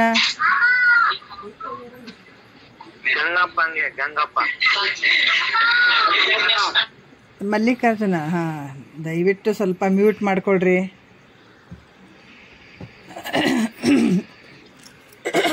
ಯಾಕಂದ್ರೆ ಇಂಥ ವಾಕ್ಯಗಳನ್ನು ಕೇಳಬೇಕಾದಾಗ ದಯವಿಟ್ಟು ಗದ್ದಲ್ದಾಗ ಇದ್ರೂ ಪರವಾಗಿಲ್ಲ. ಒಬ್ಬರು ಕೇಳಿ ಇಬ್ಬರು ಕೇಳದೇ ಇದ್ರೆ ಸುಮ್ಮನೆ ಅಲ್ಲಿ ಭಾಳ ಗದ್ದಲ್ದಾಗಿದ್ರು ಕೂಡ ಮ್ಯೂಟ್ ಮಾಡ್ಕೊಂಡಿರಿ. ಇಲ್ಲಾಂದ್ರೆ ಅಡಚಣೆ ಇತ್ತು, ಕೇಳೋಕೆ ತೊಂದರೆ ಇತ್ತು ಅಂದರೆ ಬಿಟ್ಟರು ಪರವಾಗಿಲ್ಲ. ಯಾಕಂದರೆ ಇನ್ನೊಬ್ರಿಗೆ ತೊಂದರೆ ಆಗಬಾರ್ದು. ಇವು ಸಣ್ಣ ಮಾತುಗಳಲ್ಲ, ಸಣ್ಣ ವಾಕ್ಯಗಳೆಲ್ಲ ದೊಡ್ಡ ವಾಕ್ಯಗಳು. ಇವು ತತ್ವವನ್ನು ತಿಳ್ಕೊಳ್ಳುವಂಥವು. ಒಬ್ರಿಗೆ ಡಿಸ್ಟರ್ಬ್ ಆಗಬಾರ್ದು, ಇದು ನಮ್ಮಿಂದ ಡಿಸ್ಟರ್ಬ್ ಆಗಬಾರ್ದು ಯಾರಿಗೂ. ನಮಗಾಗದೇ ಇದ್ರೆ ಸ್ವಲ್ಪ ಮ್ಯೂಟ್ ಕಡೆ ಒಂದಿಷ್ಟು ಗಮನ ಇರಲಿ ಎಲ್ರಿಗೆ. ಆದಾಗ ಕೇಳ್ರಿ, ಪರವಾಗಿಲ್ಲ. ಏನು ಮಾಡಬೇಕು ಅಂತಂದ್ರೆ ಈ ವಿಷಯಾದಿಗಳನ್ನು ತ್ಯಾಗ ಮಾಡಿ ಮೋಕ್ಷವನ್ನು ಮೆಲ್ಲನೆ ಅಭ್ಯಾಸ ಮಾಡುವಂಥದ್ದು. ಜ್ಞಾನಿಗಳು ಒಂದೇ ಸಲಕ ಏನಂತಂದ್ರೆ ಅವರು ಜ್ಞಾನವನ್ನು ಪಡ್ಕೊಳ್ಳಿಲ್ಲ. ಅವರು ಕ್ರಮವಾಗಿ ಸ್ವಲ್ಪನೇ ಅವರು ಯಾವ ರೀತಿ ಅಂತಂದ್ರೆ ಅಭ್ಯಾಸ ಮಾಡ್ತಾ ಬಂದಿರುವಂಥದ್ದು. ಯಾಕಂದ್ರೆ ಈ ವಿಷಯಾದಿಗಳನ್ನು ಗ್ರಹಣ ಮಾಡಲಿಕ್ಕೆ ಯೋಗ್ಯವಾದವುಗಳು, ನಾನು ಗ್ರಹಣ ಮಾಡ್ತಕ್ಕಂಥವನು ಅನ್ನುವಂಥ ಭೇದ ಬುದ್ಧಿ ಎಲ್ಲಿವರೆಗೆ ಇರ್ತದ ಅಲ್ಲಿ ತನಕ ಇಷ್ಟ ಅನಿಷ್ಟ ವೃತ್ತಿ ದ್ವಾರ ಏನಾಗ್ತದ, ರಾಗ ದ್ವೇಷಗಳು ಸಂಭವ ಆಗ್ತಾವ. ವಿಷಯಗಳನ್ನು ನಾನು ಅವನು ಪಡ್ಕೊಳ್ಬೇಕು, ಅದನ್ನು ಗ್ರಹಣ ಮಾಡಬೇಕು ಅನ್ನುವಂಥ ಭಾವ ಬರುವಂಥದ್ದು. ಮತ್ತು ಇವುಗಳನ್ನು ನಾನು ಪಡ್ಕೊಳ್ಬೇಕಾದಂಥವನು ಅನ್ನುವಂಥದ್ದು. ಈ ಭೇದ ಬುದ್ಧಿ ಎಲ್ಲಿವರೆಗೆ ಇರ್ತದೆ ಅಲ್ಲಿವರೆಗೂ ಇಷ್ಟ ಅನಿಷ್ಟ ವೃತ್ತಿ ದ್ವಾರ ರಾಗ ದ್ವೇಷಾದಿಗಳು ಸಂಭವ ಆಗ್ತಾವ. ಅದಕ್ಕೇನಾಗ್ತದೆ, ಭೇದ ಭ್ರಾಂತಿ ದುಃಖಕ್ಕೆ ಕಾರಣ ಆಗ್ತದೆ. ಅದಕ್ಕೆ ಇವೆರಡೂ ಹೋಗ್ಬೇಕು, ಗ್ರಾಹ್ಯ ಗ್ರಾಹಕ ಇವೆರಡು ಅಲ್ಲಿ ಈ ಭೇದವನ್ನು ಬಿಟ್ಟು ಕೇವಲ ಸಾಕ್ಷಿ ಚೈತನ್ಯ ಅವಸ್ಥೆಯಿಂದ ಕೂಡಿರುವಂಥದ್ದು. ಅದಕ್ಕೆ ಈ ಸಂಕಲ್ಪವೇ ಏನಾಗ್ತಂದ್ರೆ ಇದರಿಂದ ಏನಾಗ್ತದ ಆ ಸಂಕಲ್ಪವೇ ನಾಶ ಆಗಿಬಿಡ್ತದ. ಎರಡೂ ಇಲ್ಲ ಅಲ್ಲಿ. ಗ್ರಹಣ ಮಾಡುವಂಥದ್ದು ಇಲ್ಲ, ಮಾಡಿಸುವಂಥದ್ದು ಯಾವ ವಿಷಯಾದಿಗಳು ಸಂಪೂರ್ಣವಾಗಿ ಬಿಡುವಂಥದ್ದು. ಅದರಿಂದ ಇಲ್ಲಿ ಹೇಳ್ತಾರ ಶಿಷ್ಯ ನೇತ್ರಾದಿ ಇಂದ್ರಿಯಗಳು. ನೇತ್ರಾದಿ ಅಂದಾಗ ಈ ಸ್ತೋತೃ, ತೊಕ್ಕು, ಜಿಹ್ವ, ಗ್ರಹಣ, ನೇತ್ರ ಇವು ಇಂದ್ರಿಯಗಳು ಯಾವ ಪದಾರ್ಥಗಳನ್ನು ಕಂಡು ರಾಗದಿಂದ ಅದರಲ್ಲಿ ಆಸಕ್ತ ಚಿತ್ತ ಉಳ್ಳ ಆಗ್ತಾವೋ, ಯಾವುದಾದ್ರೂ ಒಂದು ಪದಾರ್ಥಗಳನ್ನು ಇಂದ್ರಿಯಗಳು ಏನು ಮಾಡ್ತಾವ, ಯಾವುದಾದ್ರೂ ಪದಾರ್ಥಗಳನ್ನು ಕಂಡು ಅದರಲ್ಲಿ ಮೋಹ ಮಾಡಿ ಅದರಲ್ಲಿ ಚಿತ್ತ ಉಳ್ಳವುಗಳಾಗಿರ್ತಾವೋ ಅದು ದುಃಖಕ್ಕೆ ಕಾರಣ ಆಗ್ತದೆ. ಯಾವುದೋ ವಿಷಯಗಳನ್ನು ನೋಡೋದು, ಅದರಲ್ಲಿ ಭಾವ ಹಾಕೋದು, ಅದನ್ನು ಪಡ್ಕೊಳ್ಬೇಕನ್ನುವಂಥ ಆಸೆ ಬರುವಂಥದ್ದು, ಅದರಲ್ಲಿ ಮೋಹ ಮಾಡುವಂಥದ್ದು, ಅದರಿಂದ ಏನಾಗ್ತದೆ ಅಂತಂದ್ರೆ ದುಃಖಕ್ಕೆ ಕಾರಣ ಆಗ್ತದೆ. ಅದನ್ನು ಬಿಡ್ರಿ ಇದನ್ನು ಬಿಡ್ರಿ ಅಂತ ಭಾಳ ಹೇಳ್ತಾರೆ ಗುರುಗಳು. ಏನು ಬಿಡೋಕ್ಕಾಗ್ತದೆ ರೀ ಅಂತ. ಹಂಗಲ್ಲ. ಯಾಕಂದ್ರೆ ನಾವು ಮೂಲ ಉದ್ದೇಶ ಯಾಕೆ ಹೇಳ್ತಾರಂತ ತಿಳ್ಕೊಳ್ಬೇಕಾಗ್ತದೆ. ಮೂಲ ಉದ್ದೇಶ ಯಾಕೆ ಹೇಳ್ತಾರಂತಂದ್ರೆ ಹೌದು ನಿನ್ನ ಆನಂದದ ಒಂದು ಮಾರ್ಗಕ್ಕೆ ಇವೆಲ್ಲ ಅಡಚಣೆಗಳು ಮಾಡ್ತಾವ, ಅದಕ್ಕೆ ಇವನು ಬಿಟ್ಕೋ. ಇವು ಯಾರು ಬಿಟ್ಕೋ? ಯಾರು ಬಿಡಿಸ್ಬೇಕಾ? ನೀವು ಯಾರು ಬಂದು ಬಡಿಗೆ ತೊಗೊಂಡು ಓಡ್ದು ಇಂಥದ್ದು ಬಿಡ್ರಿ ಅಂತ ಹೇಳೋಕ್ಕಾಗ್ತದೇನು? ಇಲ್ಲ. ಇದು ಗುರು ಮುಖಾಂತರ ಯಾವಾಗ ನಾವು ಕೇಳ್ತಾ ಹೋಗ್ತೀವಿ ಅವು ತಂತಾನೇ ಬಿಟ್ಕೊಂಡು ಹೋಗ್ಬಿಡ್ತಾವೆ. ಯಾಕಿಲ್ಲಿ ಮುಖ್ಯವಾಗಿ ಗುರುವಿನ ವಾಕ್ಯಗಳನ್ನು ಕೇಳಬೇಕು ಅಂತಂದ್ರೆ ಇವೆಲ್ಲ ನಮ್ಮಲ್ಲಿರುವಂಥ ದುರ್ಗುಣಗಳು ತಮ್ಮ ತಾವೇ ಹೋಗಿ ಸದ್ಗುಣಗಳು ಪ್ರಾಪ್ತವಾಗಿ ಇವೆಲ್ಲ ನಮ್ಗೆ ವಿಚಾರ ಗೊತ್ತಾಗ್ತದೆ. ಇಲ್ಲಾಂದ್ರೆ ಗೊತ್ತಾಗಂಗಿಲ್ಲ. ಇದು ಇಂದ್ರಿಯಗಳೇನು ಅದಾವಲ್ಲ ಇವೆಲ್ಲ ನಮ್ಮನ್ನು ದಾರಿ ತಪ್ಪಿಸ್ತಾ ಇದ್ದಾವೆ. ಈ ಕಣ್ಣು ನೋಡ್ತದ, ಅದಕ್ಕೆ ರೂಪಕ್ಕೆ ಮರಳಾಗ್ತದ. ಹೌದಲ್ಲ? ಈ ಮನಸ್ಸು ಅನ್ನುವಂಥದ್ದು ನೋಡ್ರಿ, ಕಣ್ಣು ನೋಡುವಂಥದ್ದು ರೂಪಕ್ಕೆ ಅಲ್ಲಿ ಆನಂದ ಐತಪ್ಪ ಅಂತ, ಸುಖ ಐತಪ್ಪ ಅಂದ್ಕೊಳ್ಳೋದು. ಕಿವಿಲೇ ಕೇಳಿದ್ರೆ ಶಬ್ದದಿಂದ ಸುಖ ಐತೆ ಅಂದ್ಕೊಳ್ಳೋದು. ತಿನ್ನೋದು, ರುಚಿ ನೋಡೋದು, ಬರೀ ರುಚಿ ನೋಡೋದು, ಬರೀ ನಾಲಿಗೆ ನೋಡ್ರಿ ಅಷ್ಟೇ. ಒಳಗೆ ಹೋದ್ರೆ ಅದು ಹೆಂಗಾಗ್ತದೋ ಗೊತ್ತಿಲ್ಲ. ಅದು ರುಚಿ ನೋಡುವಂಥದ್ದು, ಅದರಲ್ಲಿ ಸುಖ ಐತೆ ಅನ್ನುವಂಥದ್ದು. ಸ್ಪರ್ಶ ಅಲ್ಲಿ ಕೂಡ ನಾವು ಸುಖ ಅಂತ ಅಂದ್ಕೊಳ್ಳುವಂಥದ್ದು, ವಾಸನೆ ನೋಡುವಂಥದ್ದು. ಇವೆಲ್ಲ ಏನಾಗ್ತಾವ, ಅದ್ರಾಗ ನಾವೇನಾದರೂ ಮೋಹ ಇಟ್ಬಿಟ್ಟಿವಿ ಅಂತಂದ್ರೆ ಏನಾಗ್ತದ, ಅದು ದುಃಖಕ್ಕೆ ಕಾರಣ ಆಗ್ತದೆ. ಅವು ನಿಜವಾದ ಆನಂದ ಅದಾವೆ, ನಿಜವಾದ ಸುಖವನ್ನು ಕೊಡ್ತವೆ ಅಂತಂದ್ರೆ ಅಲ್ಲ. ನಿನ್ನ ಒಯ್ತವ ಹೇಳೋದು ಒಗಿತಾವ ಅಷ್ಟೇ ಹೊರತಾಗಿ ನಿಜವಾದ ಸುಖ ಅದರಲ್ಲಿಲ್ಲ. ಮತ್ತು ಈ ಒಂದು ದುಃಖಕ್ಕೆ ಕಾರಣ ಆಗಿರುವಂಥದ್ದು. ಮತ್ತು ರಾಗರಹಿತಗಳಾದರೆ ನೋಡ್ರಿ, ಅದರಲ್ಲಿ ಮೋಹ ಮಾಡಿದ್ದೇ ಆದ್ರೆ ದುಃಖಕ್ಕೆ ಕಾರಣ ಆಗ್ತದೆ. ಅದರಲ್ಲಿ ನೀನು ಏನಂದ್ರೆ ರಾಗರಹಿತ ಆದ್ರೆ, ಮೋಹ ರಹಿತ ಆದ್ರೆ ಸುಖಕ್ಕೆ ಕಾರಣ ಆಗ್ತದೆ. ಅದಕ್ಕೆ ಈ ರೀತಿಯಾಗಿ ಜಗತ್ತಿನೊಳಗೆ ನೋಡ್ರಿ ಮಹಾತ್ಮರು ಯಾಕೆ ರಾಜರುಗಳಿದ್ರು, ಅವ್ರಿಗೇನು ಕಡಿಮೆ ಆಗಿತ್ತು ನಿಜಗುಂಡ್ರಿಗೆ. ಮತ್ತು ಶ್ರೀರಾಮಚಂದ್ರಿಗೆ ಏನು ಕಡಿಮೆ ಆಗಿತ್ತು? ಶ್ರೀಕೃಷ್ಣ ಪರಮಾತ್ಮ. ಇವರೆಲ್ಲ ಗುರುಗಳನ್ನು ಮಾಡ್ಕೊಂಡು ಇದೇ ವಾಕ್ಯನೇ ಕೇಳಿದ್ದು. ಈಗ ನಡೆದದ್ದು ಯಾವುದು? ವಸಿಷ್ಠ ಗುರುಗಳು ಮತ್ತು ಶ್ರೀರಾಮಚಂದ್ರರ ನಡೆದಂಥ ಸಂವಾದ ಇದು. ಅದಕ್ಕೆ ಇದರಲ್ಲಿ ಯಾವಾಗ ವಿಷಯಾದಿಗಳು ಸುಖ ಅಂತ ಅದ್ರ ಬೆನ್ನು ಬಿದ್ದಿ ಅಂದ್ರೆ ನೀನು ನಾಶ ಆಗ್ತಿ, ಮುಗೀತಿ ಜನ್ಮ ಎಲ್ಲ ನಿಂದು ನೀನೇ ಏನು ನಷ್ಟಕ್ಕೆ ತೊಗೊಂಡಂಗೆ, ನಿಂದು ನೀನೇ ಹಾಳಾದಂಗೆ. ಯಾವಾಗ ವಿಷಯಾದಿಗಳ ಬೆನ್ನು ಹತ್ತದೇ ಇದ್ದಾಗ, ಆ ಮೋಹಕ್ಕೆ ಗುರಿ ಆಗದೇ ಇದ್ದಾಗ ಅಲ್ಲಿ ಇದು ನಿನ್ನ ಆನಂದಕ್ಕೆ ಸಾಧನ ಆಗಿಬಿಡ್ತದೆ ಈ ಭಾವ. ಅದರಿಂದ ಈ ಸ್ಥಾವರ, ಈ ಜಗತ್ತಿನೊಳಗೆ ಸ್ಥಾವರ ಜಂಗಮಾತ್ಮಕವಾದ ಈ ಸೃಷ್ಟಿಯಲ್ಲಿ ತೃಣ ಮೊದಲು ಮಾಡಿಕೊಂಡು, ತೃಣ ಅಂದರೆ ಹುಲ್ಲು ಕಡ್ಡಿ, ಇವೆಲ್ಲ ಮೊದಲು ಮಾಡಿಕೊಂಡು ದೇವ ಶರೀರದ ಪರ್ಯಂತರ, ನೀ ದೇವತೆಗಳ ಶರೀರನ ಸುಖ ಅನ್ಕೋಬೇಡ, ದೇವತೆಗಳ ಲೋಕದಾಗ ಹೋಗಕ್ಕೆ ಸುಖ ಅನ್ಕೋಬೇಡ, ದೇವತೆಗಳ ಹತ್ರ ಇರ್ತೀನಿ ಅಂತ ಅನ್ಕೊಳ್ಬೇಡ. ಯಾಕಂದ್ರೆ ಅವೆಲ್ಲ ಕ್ಷಣಿಕವಾಗಿರುವಂಥ ಸುಖಗಳು. ಎಲ್ಲಿಂದದು? ಈ ಜಗತ್ತಿನೊಳಗೆ ಸ್ಥಾವರ ಜಂಗಮಾತ್ಮಕವಾದ ಈ ಸೃಷ್ಟಿ ಒಳಗೆ ತೃಣ ಹುಲ್ಲು ಕಡ್ಡಿ ಮೊದಲು ಮಾಡಿಕೊಂಡು ದೇವ ಶರೀರ ಇರುವ ಪರ್ಯಂತರ ಏನು ಪದಾರ್ಥಗಳು ತೋರ್ತಾವಲ್ಲ ಅವು ಯಾವುಗಳಲ್ಲಿ ಮೋಹ ಮಾಡಬೇಡ ಅಂದಾಗ ನಾವು ಅರ್ಥ ಮಾಡ್ಕೋಬೇಕಲ್ಲ. ನಾವಿನ್ನೂ ಶರೀರದೊಳಗೆ ಕೂತ್ಕೊಂಡಿವಿ, ಶರೀರನ್ನೇ ಮೋಹ ಮಾಡ್ತೀವಿ, ಶರೀರ ಸಾಯೋವರೆಗೂ ಇದನ್ನ ನೋಡ್ಕೊಂತ ಕುಂತೀವಿ ಅಂದಾಗ ನಿನಗೆ ಯಾವಾಗ ಆನಂದ ಆಗ್ತದೆ ಹೇಳ್ರಿ?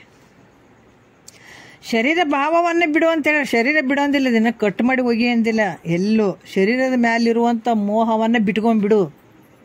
ಅದು ಇದ್ದರೆ ನೀವೇನು ಕೇಳ್ತಿದ್ದಿ ಕೇಳು, ಅದು ನೀನೇನು ಇರುವಂಥದ್ದು ಕೇಟು ಬಚಾವ್ ಮಾಡಿದ್ರು ಕೂಡ ಅದೇನು ಇರುವಂಥದ್ದಲ್ಲ. ಅದೇನು ಬಾಲ್ಯನೇ ಇರಲಿ ಯೌವನೇ ಇರಲಿ ಅಂತ ಅದೇನು ನಿಲ್ಲುವಂಥದ್ದಲ್ಲ. ಅದು ಕ್ರಮವಾಗಿ ಜಾರಿ ಹೋಗ್ತದೆ, ನಿನ್ನ ಕೈಯಿಂದ ಜಾರಿ ಹೋಗ್ತದೆ, ನಿನಗ ಗೊತ್ತಾಗಂಗಿಲ್ಲ. ಬಾಲ್ಯ ಓದೋದು ಗೊತ್ತಾಗಂಗಿಲ್ಲ, ಯೌವನ ಬಂದದ್ದು ಗೊತ್ತಾಗಂಗಿಲ್ಲ, ಅದು ಓದೋದು ಗೊತ್ತಾಗಂಗಿಲ್ಲ, ಮುಪ್ಪು ಬಂದದ್ದು ಗೊತ್ತಿಲ್ಲ, ಕೊನೆಗೆ ಇಲ್ರಿ ಮುಗೀತ್ರಿ ಜೀವನ. 3 ಗಂಟೆ ಇದ್ದಂಗೆ ನೋಡ್ರಿ. ಶಾಲೆಗೆ ಬರೆಯುವಂಥ ಮಕ್ಕಳು ಏನು 3 ಗಂಟೆದಾಗ ಪರೀಕ್ಷೆ ಬರೀತಾರಲ್ಲ, ಅದ್ರಾಗ 3 ಗಂಟೆ ಪರೀಕ್ಷೆ ಇದು. ಈ 3 ಪರೀಕ್ಷೆ ಒಳಗೆ ನೀವು ಉತ್ತರ ಕಂಡ್ಕೋಬೇಕಲ್ಲ, ಕಾಣ್ಕೊಳ್ಳಿದ್ರೆ ದಡ್ಡ ನಪಾಸ್ ಮುಗೀತು. ಈಗ ನಪಾಸ್ ಆದವ್ರು ಫೇಲ್ ಆದವ್ರು ಖುಷಿಯಾಗಿರ್ತಾರೇನ್ರಿ? ಹೇಳಿ ದುಃಖ ಪಡ್ತಾರೆ, ಹೌದಿಲ್ಲ? ಭಾಳ ಕಷ್ಟ ಆಗ್ತದೆ. ಎಲ್ಲರ ಕಡೆಯಿಂದನೂ ಅವರು ಅದೇನು ರೀ ಅದು ಓದ್ಯದ ಅದು ಪಾಸ್ ಆಗ್ಯದ ಬಿಟ್ರಿ ಅದೇನು ಓದ್ತದೇನ್ರಿ ಅಂತಾರೆ, ಹೌದಲ್ಲ? ಅದೇ ರೀತಿ ಜನ್ಮಕ್ಕೆ ಬಂದಿದ್ದೀವಿ, ಬರೇ ಉಂಡು ತಿಂದು ಅದಕ್ಕೆ ಮರಳಾಗಿ ಇದಕ್ಕೆ ಮರಳಾಗಿ ನೀನು ದಾರಿ ತಪ್ಪಿಸ್ತಾವವು. ನೀನು ಶ್ರೀಮಂತಿಕೆ ಬಂದಂತ ನೀನೆಲ್ಲ ಅನ್ಕೊಳ್ಬೋದು, ನಿನ್ನ ದಾರಿ ತಪ್ಪಿಸ್ತಾವವು. ಅದಕ್ಕೆ ಹೇಳ್ತಾರೆ ಅವರು, ಸಿರಿ ಬಂದ ಕಾಲಕ್ಕೆ ಸಿರಿತನ ಬಂದರೂ ಕೂಡ ನನಗೆ ಅದ್ರ ಜೊತೆ ವಿನಯ ಕೊಡು ಅಂತ ಹೇಳಿದ್ದಾರೆ ಅವರು. ಮಹಾತ್ಮರು ಏನು ಹೇಳಿದಾರ? ವಿನಯ ಕೊಡು ಅಂತ ಹೇಳಿದಾರೆ. ಸಿರಿತನ ಬರಲಿ, ಅದ್ರ ಜೊತೆ ನನಗೆ ವಿನಯ ಕೊಡು. ಈ ರೀತಿ ಎಲ್ಲ ಮಹಾತ್ಮರು ಕೇಳ್ಕೊಳ್ತಾರ. ಅದಕ್ಕೆ ಇಲ್ಲಿ ಕೂಡ ದೇವ ಶರೀರದ ಪರ್ಯಂತರ ಇರುವ ಈ ಪದಾರ್ಥಗಳು ಏನದಾವ, ಇವುಗಳ ಮೇಲೆ ಮೋಹ ಮಾಡಬೇಡ ಅಂದಾಗ ತಿಳ್ಕೊಬೇಕು. ಸೃಷ್ಟಿ ಒಳಗೆ ಹುಲ್ಲು ಕಡ್ಡಿ ಹಿಡ್ಕೊಂಡು ದೇವತೆಗಳ ಶರೀರ ಪರ್ಯಂತರ ಅಂದಾಗ ಎಲ್ಲ ಭೋಗ ಭಾಗ್ಯಾದಿ ವಸ್ತುಗಳ ಮೇಲೆ ನೀ ಪ್ರೀತಿ ಮಾಡಬೇಡ, ಅಂದ್ರೆ ಮೋಹ ಮಾಡಬೇಡ. ಮತ್ತು ಇಲ್ಲಿ ಕೂಡ ಈ ಸ್ನಾನ ಭೋಜನಾದಿ ಅಂದಾಗ ಇವೆಲ್ಲ ಬಂತು ಮಾಡುವಂಥ ವ್ಯವಹಾರ ವಿಷಯದಲ್ಲಿ ಕೂಡ ಕೇವಲ ಅಕರ್ತ ಅಭೋಕ್ತ ರೂಪವಾದ ಅಸಂಗ ಬ್ರಹ್ಮದ ರೂಪದಿಂದಿರು. ಇಲ್ಲಿ ಏನಂದ್ರ ಎಲ್ಲ ಒಂದು ಅಕರ್ತ ನಾ ಮೊದಲು ಏನು ಹೇಳ್ತಿದ್ವಿ, ನಾನೇ ಮಾಡಬೇಕು, ನಾನೇ ಬಿಡಬೇಕು, ನಾನು ಭೋಗಿಸ್ಬೇಕು, ನಾ ಮಾಡುವಂಥವನು, ನಾನು ಹೋಗುವಂಥವನು, ಬರುವಂಥವನು, ನಾನಾ ರೀತಿಯಿಂದ ಈ ವ್ಯವಹಾರ ಮಾಡ್ತಾ ಇರ್ತಾನೆ. ಈಗ ತಿಳಿದ ಮೇಲೆ ಏನು, ನಾ ಅಕರ್ತ, ಮಾಡುವವನಲ್ಲ, ಭೋಗಿಸುವವನಲ್ಲ, ನಾ ಭೋಕ್ತನಲ್ಲ, ಅಸಂಗ ಬ್ರಹ್ಮ ರೂಪದಿಂದಿರುವಂಥ ನನಗೆ ಯಾವ ಸಂಘನೂ ಇಲ್ಲ. ನಾ ಪರಿಶುದ್ಧವಾಗಿರುವಂಥವನು, ಯಾವ ಸಂಗತ್ವ ಇಲ್ಲ ನನಗೆ. ಶರೀರದ ಸಂಘ ಇಲ್ಲ, ಹೌದಾ? ಇಂದ್ರಿಯಗಳು ಸಂಘ ಇಲ್ಲ. ಇವು ಕಣ್ಣು ಕಿವಿ ಮೂಗು ನೀನು ಇರಟಿಗೆ ಕೈ ಕೊಟ್ಟು ಹೋಗಿಬಿಡ್ತಾವೆ ನಿನಗೆ. ಅವೇನು ಯಾವತ್ತು ನಿನ್ನ ಜೊತೆಯಾಗಿ ಇರ್ತಾವೇನಂದ್ರೆ ಇರಂಗಿಲ್ಲ. ಇನ್ನೂ ಆಯುಷ್ಯ ಇರ್ತದ, ಆದ್ರೆ ಕಣ್ಣಿಗೆ ಕೈ ಕೊಟ್ಟಿರ್ತದ, ಕಿವಿಗಳು ಕೈ ಕೊಟ್ಟಿರ್ತಾವ, ಕೈ ಕಾಲು ಕೈ ಕೊಟ್ಟಿರ್ತಾವ ನಿನಗೆ. ಇವ್ಯಾವ ನಿನ್ನ ಜೊತೆಗೆ ಬರಾವಲ್ಲ. ಮತ್ತು ಬರಲಾರ್ದು ನೀ ಗುತ್ತಿಗೆ ಇಟ್ಕೊಂಡು ಕುಂದ್ರಬೇಡ.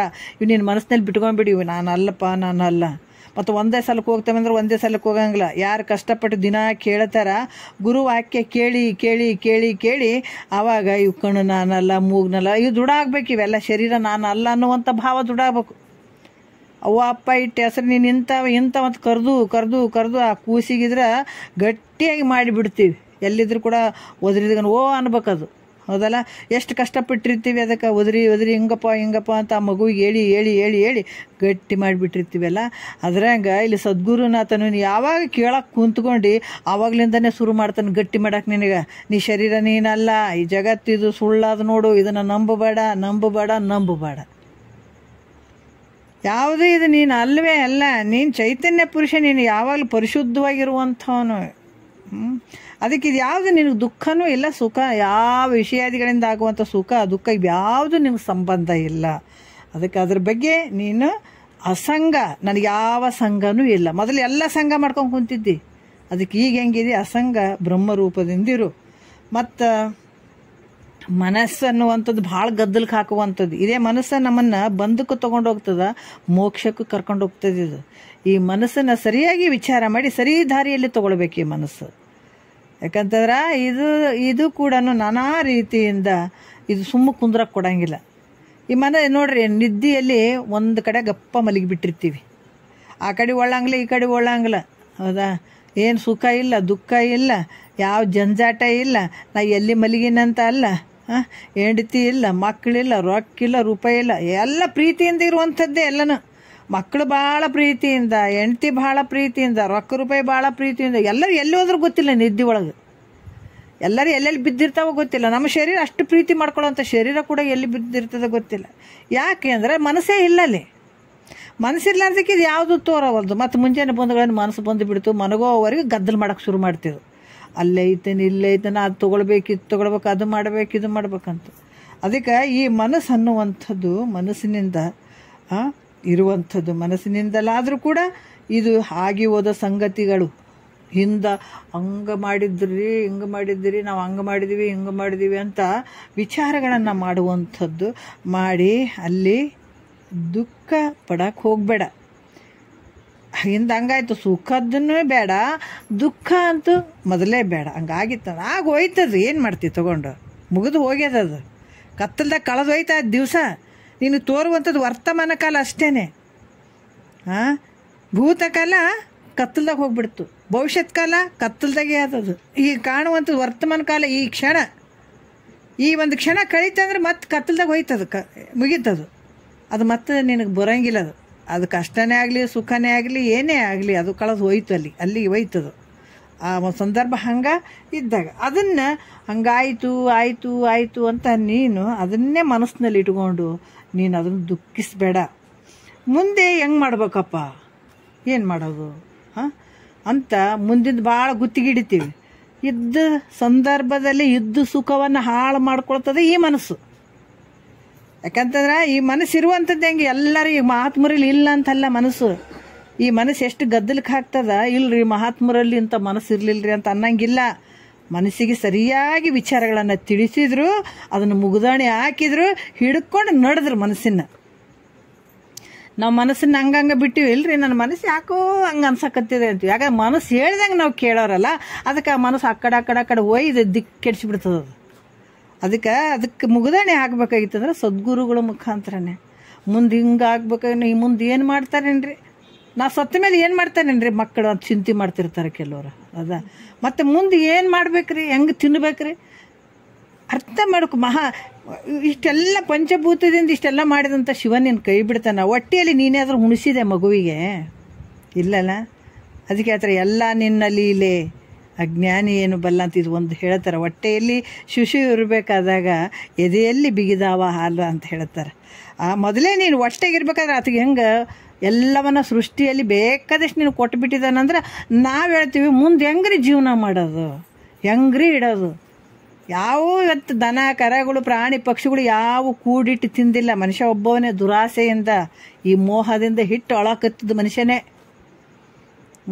ಅದಕ್ಕೆ ಯಾವ ಮಾಡಿಲ್ಲ. ಮುಂದಿಂದ ಯೋಚನೆ ಮಾಡಿ ಇದ್ದ ಆನಂದವನ್ನು ಕಳ್ಕೊಂಡ್ಬಿಡೋದು, ಇದ್ದು ಏನು ಈ ಸಮಯವನ್ನು ಆಯುಷ್ಯವನ್ನು ಕಳ್ಕೊಂಡ್ಬಿಡೋದು. ಮುಂದಿಂದ ಚಿಂತೆ ಮಾಡಿ ಮಾಡಿ ಮಾಡಿ ಮಾಡಿ ಬಂದಂಗೆ ಸ್ವೀಕಾರ ಮಾಡು. ಅದಕ್ಕೆ ಈ ರೀತಿ ವರ್ತಮಾನದಲ್ಲಿ ಪ್ರಾಪ್ತವಾದಂತಹ ಕಾರ್ಯವನ್ನು ನೀನು ಏನು ಅದಾವ ಅದನ್ನು ಚೆನ್ನಾಗಿ ಬಳಸ್ಕೋ. ಚೆನ್ನಾಗಿ ಅದನ್ನು ತಿಳ್ಕೊಂಡು ಮಹಾತ್ಮರ ವಾಕ್ಯ ಕೇಳಿಕೊಂಡು ಈ ವರ್ತಮಾನ ಕಾಲದಲ್ಲಿ ನೀನು ಹಲವಾರು ಒಂದು ಕೆಲಸಗಳನ್ನು ಮಾಡ್ತಾ ಹೋಗು. ಒಂದು ವೇಳೆ ಮನಸ್ಸಿನಲ್ಲಿ ಮೋಹ ಮದ ಆಸೆ ನಾವು ಎಷ್ಟೇ ಮಾಡಿದ್ರು ಕೂಡ ನಮ್ಮ ಮನಸ್ಸಿನಲ್ಲಿ ನಮಗೆ ಮೋಹ ಹೋಗವಲ್ದಲ್ರಿ, ಹೌದಲ್ಲ. ಮದ ಆಸೆ ಇವೆಲ್ಲವನ್ನು ತೋರಿದ್ರೆ ನೋಡ್ರಿ ಇವು ಬಹಳಷ್ಟು ಮೋಹ ಮಾಡಿಸ್ತದ ಮನಸ್ಸು. ಮತ್ತು ಮದ ಅದ ಆಸೆ ಅದ ಅಂತ ನಮ್ಮ ಮನಸ್ಸಿನಲ್ಲೇ, ಮತ್ತು ಅವ್ರ ಮನಸ್ಸು ಇವ್ರ ಮನಸ್ಸು ಅಂತ ಅವ್ರ ಮನಸ್ಸಿಗೆ ಹೋಗಿ ಹೇಳೋದು ಇವರು ಹಂಗಲ್ಲ.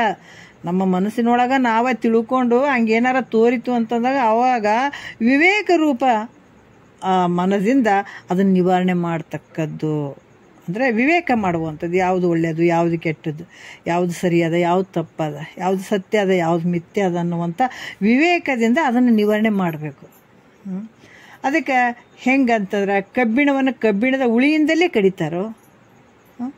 ಯಾಕಂದ್ರೆ ಕಬ್ಬಿಣವನ್ನು ಬೇರೆ ಏನಾರು ಕಲ್ಲು ತೊಗೊಂಡು ಕೊಡ್ತಾರೇನು, ಕಬ್ಬಿಣವನ್ನು ಕಬ್ಬಿಣದ ಉಳಿಯಿಂದಲೇ ಅದನ್ನು ಕಡಿತಾರೆ. ಹಿಂಗೆ ಅದು ವಿಷವನ್ನು ನೋಡ್ರಿ, ವಿಷವನ್ನು ಸೌಳು ಮೊದಲಾದ ಮಲದಿಂದ ನೋಡ್ರಿ ಮಲವನ್ನು ಕಡಿತಾರೋ.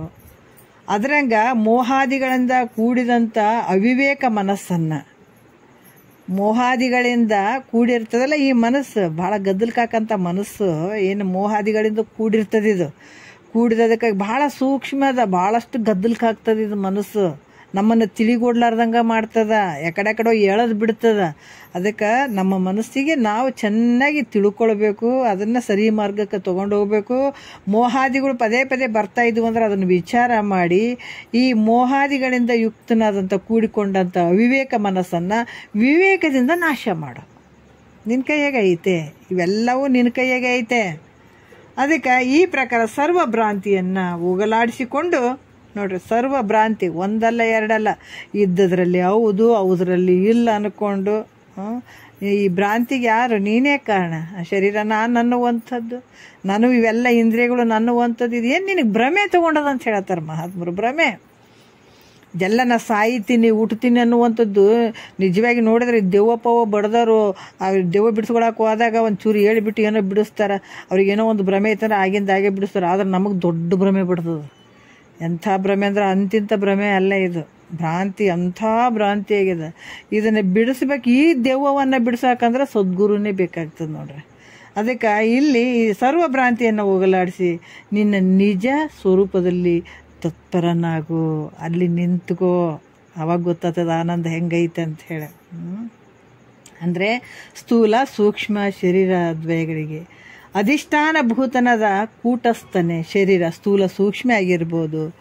ಮತ್ತು ಈ ಸ್ಥೂಲ ಸೂಕ್ಷ್ಮ ಈ ಶರೀರಗಳಿಗೆ ಅಧಿಷ್ಠಾನ ಭೂತನಾಗಿರುವಂಥ ಕೂಟಸ್ಥನೆ ನಾನನ್ನುವಂಥ ದೃಢವಾದ ಬುದ್ಧಿಯನ್ನು ಮಾಡು. ಇವೆಲ್ಲ ನನ್ನಲ್ಲೇ ನಡೀತಾ ಇದ್ದಾವ ಅಂತನ್ನುವಂಥ ಭಾವ ತಿಳ್ಕೊ. ನೀನು ಅದು ದೃಢ ಮಾಡ್ಕೊ. ಇವು ನಿನ್ನಲ್ಲೇ ನಡೀತಾವಂದ್ರೆ ಈ ನೀರಿನಲ್ಲಿ ತೆರೆನೊರೆಗಳು ತೋರ್ತಾವಂದ್ರೆ ಎದರಿಂದ ತೋರಕತ್ತಾವ? ನೀರಿನಿಂದನೇ ತೋರಕತ್ತಾವ. ಸತ್ಯ ಏನಂದ್ರೆ ಮಿಥ್ಯೆ ಅದಾವ. ಅದ್ರಾಗ ನಿನ್ನಲ್ಲೇ ಜನನ ಮರಣ ರೋಗ ರುಜಿನ ಶರೀರ ಇಂದ್ರಿಯಗಳು ಇವೆಲ್ಲ ತೋರ್ತಾವಂದ್ರೆ ಅವು ಸತ್ಯ ಅದಾವೇನ? ಅವು ಮಿಥ್ಯೆ ಅದಾವ. ಅವು ಸತ್ಯ ಅಲ್ಲ.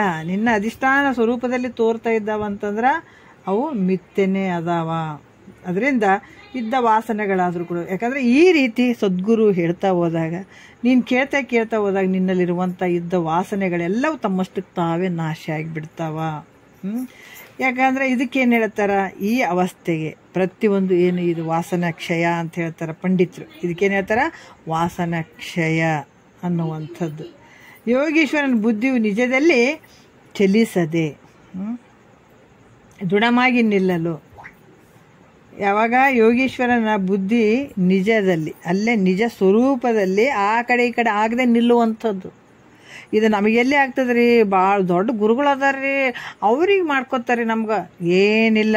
ಪ್ರತಿಯೊಬ್ಬ ಈಗ ಪ್ರಪಂಚದಾಗ ಈ ಜಗತ್ತಿನ ಒಳಗೆ ನಾವು ನಮ್ಮ ಹಕ್ಕು ಏನದ? ಓಟ್ ಹಾಕೋಂಥದ್ದು ನಮ್ಮ ಹಕ್ಕು ಐತ್ರಿ, ನಮ್ಮ ಜನ್ಮಸಿದ್ಧ ಹಕ್ಕ್ರಿ ಅಂತ ನಾವು ಹೋರಾಡ್ತೀವಿ. ಹೌದಿಲ್ಲ? ಓಟ್ ಹಾಕ್ಬೇಕಾದ್ರೆ ಪ್ರತಿಯೊಂದಕ್ಕೆ ನಾವು ಹೇಳ್ತೀವಿ. ಆದ್ರೆ ಮನುಷ್ಯನಾಗಿ ಹುಟ್ಟಿ ಬಂದಂಥ ಪ್ರತಿಯೊಬ್ಬ ವ್ಯಕ್ತಿ ಈ ಶರೀರವನ್ನು ತೊಡ್ಕೊಂಡು ಬಂದಿದ್ದಾರಲ್ಲ, ಅವರೆಲ್ಲರಿಗೆ ಈ ಜ್ಞಾನವನ್ನು ಪಡ್ಕೊಳ್ಬೇಕನ್ನುವಂಥ ಹಕ್ಕು ಐತೆ. ಮಹಾತ್ಮರು ಅವರು ಕೂಡ ಒಂದೇ ಸಲಕ್ಕೆ ಆಗಿಲ್ಲ. ಅವರು ಪ್ರಯತ್ನ ಪಟ್ಟಿದ್ದಾರೆ, ಕಷ್ಟಪಟ್ಟಿದ್ದಾರೆ, ಅವರು ಮಹಾತ್ಮರಾಗಿದ್ದಾರೆ. ಮತ್ತು ಅವ್ರು ಮಹಾತ್ಮರಾಗ್ಯಾರಿ, ನಾವು ಆಗಕ್ಕಾಗಂಗಿಲ್ಲ ಅಂತ ನೀನಂದರೆ ನಿನ್ನ ಅವಿವೇಕ. ನೀ ಪ್ರಯತ್ನ ಮಾಡು. ಯಾಕಾಗಂಗಿಲ್ಲ? ನಿನ್ನ ಜನ್ಮ ಸಾರ್ಥಕ ಮಾಡ್ಕೊಳ್ಬೇಕಾದ್ರೆ ನೀ ಪ್ರಯತ್ನ ಮಾಡಲೇಬೇಕಾಗ್ತದೆ. ಮಾಡಲಿಲ್ಲ ಅಂದರೆ ಮತ್ತು ಈ ಜನ್ಮ ಬಿಟ್ರೆ ಮತ್ತೆ ಎಷ್ಟೋ ಜನ್ಮಗಳಾದರೂ ಕೂಡ ಮತ್ತೆ ಇದೇ ಪ್ರಯತ್ನ ಮಾಡಬೇಕು, ಹಿಂಗೆ ಗುರು ಮುಖಾಂತರನೇ ಕೇಳಬೇಕು. ಮತ್ತು ಇದನ್ನೇ ಪಡ್ಕೊಂಡಾಗ ನಿನ್ನ ಮನೆ ನೀ ಆನಂದದ ಮನೆ, ನಿನ್ನ ಮನೆ ನೀ ಸೇರಿದಾಗ ನಿನಗೆ ಆನಂದ ಆಗ್ತದೆ. ಅಲ್ಲಿವರೆಗೂ ನಿನಗೆ ದುಃಖ ಕಟ್ಟಿಟ್ಟು ಬುತ್ತಿ. ಅದನ್ನು ನಾವು ತಿಳ್ಕೊಂಡು ಮಹಾತ್ಮರು ಹಂಗಾಗಿದಾರ ಅಂತ ಅನ್ನೋದಕ್ಕಿಂತ ಮಹಾತ್ಮರಂಗೆ ನಾವು ಆಗಬೇಕಲ್ಲ. ಅವ್ರು ಎಷ್ಟು ಕಷ್ಟಪಟ್ಟಿದ್ದಾರೆ, ನಾವು ಆ ಥರ ಕಷ್ಟ ಇದನ್ನು ಪ್ರಯತ್ನ ಪಟ್ಟು ನಾವು ಪಡ್ಕೊಳ್ಬೇಕಲ್ಲ. ಇದು ಅತ್ಯಂತ ದೊಡ್ಡ ಮಾರ್ಗ ಅದ. ಇದು ಅತ್ಯಂತ ದುಃಖ ನಿವೃತ್ತಿ, ಅತ್ಯಂತ ಪರಮಾನಂದದ ಸ್ಥಿತಿ ನಮ್ಗೆ ಆಗಬೇಕಾಗಿತ್ತಂದ್ರೆ ನಾವು ಇದನ್ನು ಪಡ್ಕೊಂಡು ಅವರ ಒಂದು ಮಾರ್ಗದಲ್ಲಿ ಮುನ್ನಡಿಬೇಕನ್ನುವಂಥ ಭಾವ ಪ್ರತಿಯೊಬ್ಬನಿಗೆ ಆದಾಗ ಮಾತ್ರ ಅವ್ರವ್ರ ಜನ್ಮ ಸಾರ್ಥಕ ಆಗ್ತದೆ. ಅದಕ್ಕೆ ಯೋಗೀಶ್ವರ ಏನು ಮಾಡ್ತಾನ? ಎಲ್ಲ ಕೇಳಿ ಆ ನಿಜದ ಬುದ್ಧಿಯಲ್ಲಿ ನಿಂತುಕೊಂಡಾಗ, ಆ ನಿಜದಲ್ಲಿ ಆ ಬುದ್ಧಿ ಏನಂದರೆ ಚಲಿಸದೆ ದೃಢವಾಗಿ ನಿಂತಾಗ, ಆ ದೃಢವಾದ ವೃತ್ತಿಯಲ್ಲಿ ಸ್ವರೂಪಾನಂದ ಅಲ್ಲಿ ಉತ್ಪನ್ನ ಅಂದರೆ ತೋರ್ತದೆ. ಸ್ವರೂಪಾನಂದ ತೋರ್ತದೆ. ಅದರಿಂದ ಅವನ ವೃತ್ತಿ ಎಲ್ಲವೂ ಹೆಂಗಾಗ್ತದೆ? ಸುಖಮಯವಾಗಿ ತೋರ್ತದೆ. ಅದನ್ನ ವೃತ್ತಿ ಏನಾಗ್ತದೆ ಅಲ್ಲಿ? ಅದಕ್ಕೆ ಹೇಳ್ತಾರೆ ಮತಿಗೆ ಮಂಗಳ ಕೆಲವು ವಿಚಾರಗಳಲ್ಲಿ ಬಂದದು. ಈ ಕಣ್ಣಿಗೆ ಏನ್ರಿ ಜಗತ್ತೇ ತಂಪಾಗಿ ಕಾಣಬೇಕಾಗಿತ್ತು ಅಂತಂದ್ರೆ ನಾವು ಜಗತ್ತಿನ ತುಂಬ ತಂಪಾಗಿ ಏನಾರು ಹಾಕ್ಬೇಕಾಗ್ತದನ? ಏನಿಲ್ಲ.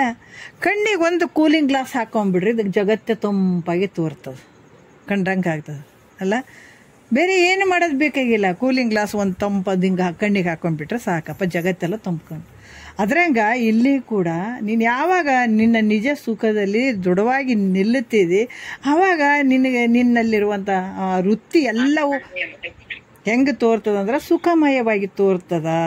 ಎಲ್ಲನೂ ಎಲ್ಲ ಆನಂದವಾಗಿ ನಿನ್ನ ಸ್ವರೂಪನೇ ತೋರಕತ್ತಿ ಬಿಡ್ತದಲ್ಲಿ. ಅದಕ್ಕೆ ಅದರಿಂದ ಈ ಅವಸ್ಥೆ ಯೋಗಿಗೆ ಏನು ಹೇಳ್ತಾರೆ, ಈ ಅವಸ್ಥೆಯು ಯೋಗಿಗೆ ಸ್ವಪ್ನಾವಸ್ಥೆ ಅಂತ ಹೇಳ್ತಾರೆ. ಸ್ವಪ್ನಾವಸ್ಥೆ ಅಂತ ಹೇಳ್ತಾರೆ. ಅಂದರೆ ಈ ಅವಸ್ಥೆಯಲ್ಲಿ ಜಗತ್ತು ಹೆಂಗೆ ತೋರ್ತದ ಅಂದ್ರೆ ಸ್ವಪ್ನದಂತೆ ತೋರುವುದರಿಂದ ಸ್ವಪ್ನಾವಸ್ಥೆ ಅನ್ನುವಂಥ ಭಾವ ಇದು 4ನೆಯ ಭೂಮಿಕೆ ವಾಸನ ಕ್ಷಯ ಅನ್ನುವಂಥದ್ದು ಇದು 4ನೆಯ ಭೂಮಿಕೆ ಅಂತ ಅನ್ನಿಸ್ತದ. ಆತ ಮಾಡುವಂಥ ವ್ಯವಹಾರ ಏನು ಅದು ತೋರ್ದಂಗೆ ಆಗ್ತದಲ್ಲ, ಇದೆಲ್ಲ ಸ್ವಪ್ನದ ಕಂಡಂಗೆ ಆಗ್ತದ. ಆ ಯೋಗೀಶ್ವರನಿಗೆ 4ನೆಯ ಭೂಮಿಕೆಯನ್ನು ಪಡ್ಕೊಂಡಂಥ ಯೋಗೀಶ್ವರನಿಗೆ ಮಾಡುವಂಥ ಇದೇನು ಕಾಣಿಸ್ತದೆ ಎಲ್ಲವನ್ನು ಸ್ವಪ್ನದಲ್ಲಿ ನೋಡ್ದಂಗೆ ಆಗ್ತದೆ. ಹಂಗಾಗಿ ಇದು 4ನೆಯ ಭೂಮಿಕೆ ಅಂತ ಹೇಳಿಸ್ಕೊಳ್ತದ ಅಂತ ಹೇಳ್ತಾರೆ. 9ನೇ ನುಡಿಯಲ್ಲಿ ಬಹಳ ವಿಶೇಷವಾಗಿ ಹೇಳ್ತಾರೆ. ಇನ್ನೂ ವಿಚಾರಗಳು ಭಾಳಷ್ಟು ವಿಶೇಷ ಅದಾವ. ಮತ್ತೆ ನಾಳೆ ನೋಡೋಣ. ಒಂದೆರಡು ಮತ್ತು ಗುರುಗಳು ಪಾದಕ್ಕೆ ಅರ್ಪಿಸಿ ಹರவோம்.